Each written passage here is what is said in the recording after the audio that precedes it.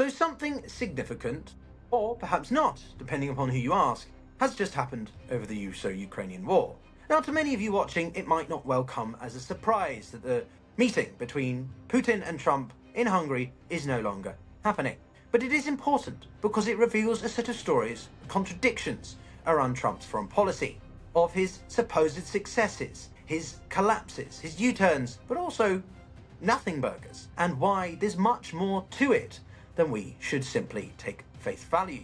So with that in mind, I wanted to, in this video, take a more specific look about how sometimes Trump's supposed peacemaking does succeed, why it's so important in the context of the geopolitical landscapes we're now living in, and what it means for Ukraine, Europe, and the broader Western future and the transatlantic relationship. Let's get into it. This is The Global Gambit.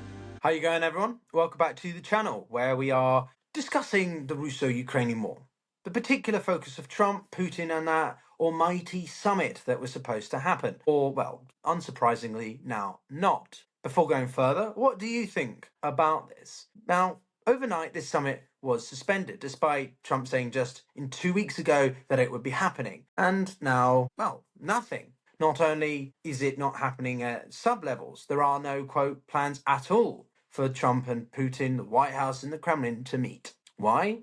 Well, because according to Trump, he doesn't want any wasted meetings. Or in other words, he has nothing to show for it.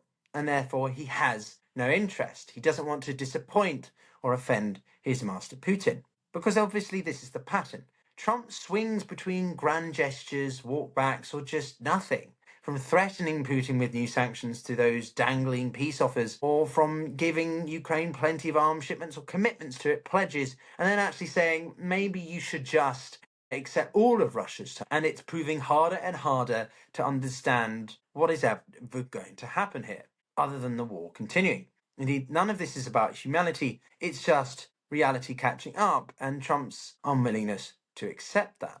However, when you look further than just Ukraine and Russia, you can understand that sometimes it does yield results. In Gaza, Trump's negotiator Steve Witkoff has managed a genuine breakthrough, a ceasefire, a hostage release deal. But that success relied on one crucial element: leverage. Trump has had leverage over Israel for years, positioning himself as Israel's greatest ally, moving the US embassy to Jerusalem, endorsing settlement expansion and backing Netanyahu's military campaigns against Iran. So when he told Netanyahu to accept a ceasefire, it worked, because Israel, despite what some people may claim, does need America. And with his business ties in the Gulf and political clout amongst Arab elites, Trump can twist enough arms to make a deal happen. But in Ukraine, it's entirely different, as many of you will know. Neither side trusts him. Neither side owes him anything.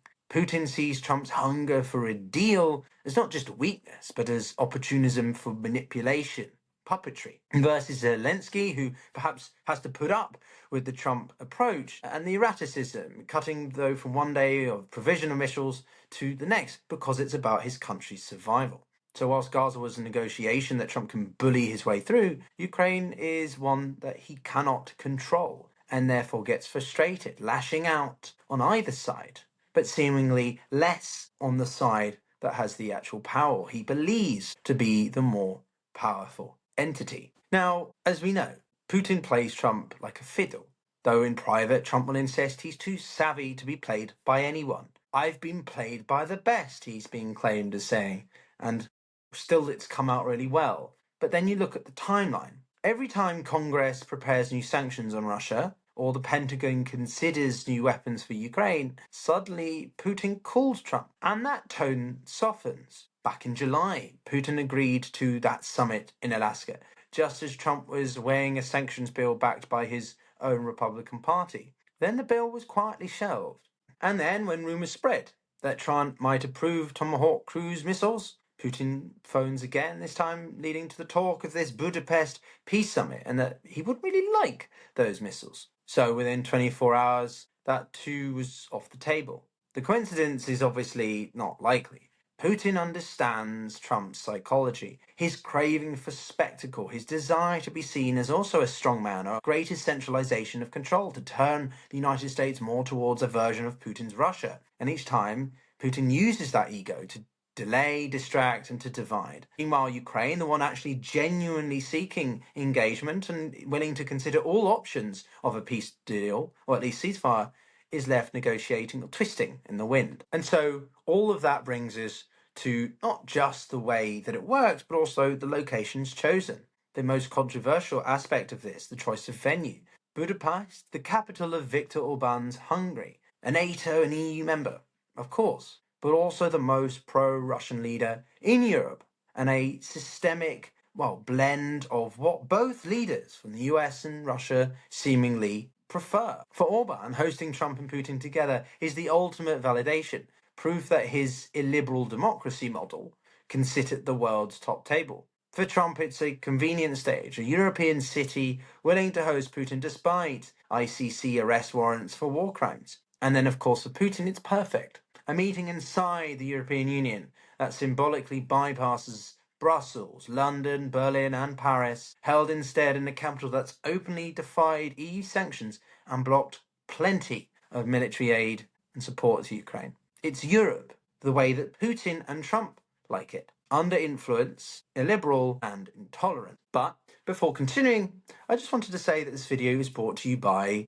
you guys, actually. Because as I covered Trump, I remind myself that if it wasn't for him and his re-election, I may well not have been where I am today, focusing on YouTube. But I certainly wouldn't be here today as we approach 100,000 subscribers without all of you guys, those willing to support me, give me feedback, and engage on the videos that I try to produce on a timely basis. I very much do appreciate it, and thank you very much, and look forward to doing many more with all of you. And if you haven't subscribed yet, here's your opportunity to do so as we continue moving forward in the geopolitical new landscape. Now, across Europe, the outrage has obviously been brewing. Ukraine's President Zelensky has called the Budapest not the best venue, noting Orban's track record of undermining sanctions and blocking that EU unity. And he said that Hungary should quit the ICC if it hosts any such war criminal, which ironically Orban has promised to do next year. Lithuania's foreign minister has put it even more bluntly, that the only place for Putin in Europe is The Hague, not in any of the European capitals.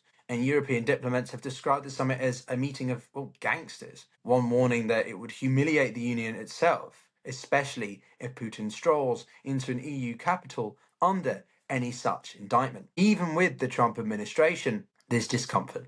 Officials privately have admitted to me that it really is bad optics. It really isn't looking good on the new level. Worse than it has been already for the American president to legitimize an autocrat while alienating its actual allies, the ones that make the effort. And so, if this continues, I emphasize, as always on this channel, pro-Europe, pro-independence of Ukraine, and less dependent on the deterioration that is the Trump administration, unfortunately. Now, Trump may see this as deal breaking. Now, what's really at stake here, with Trump seeing this as deal breaking?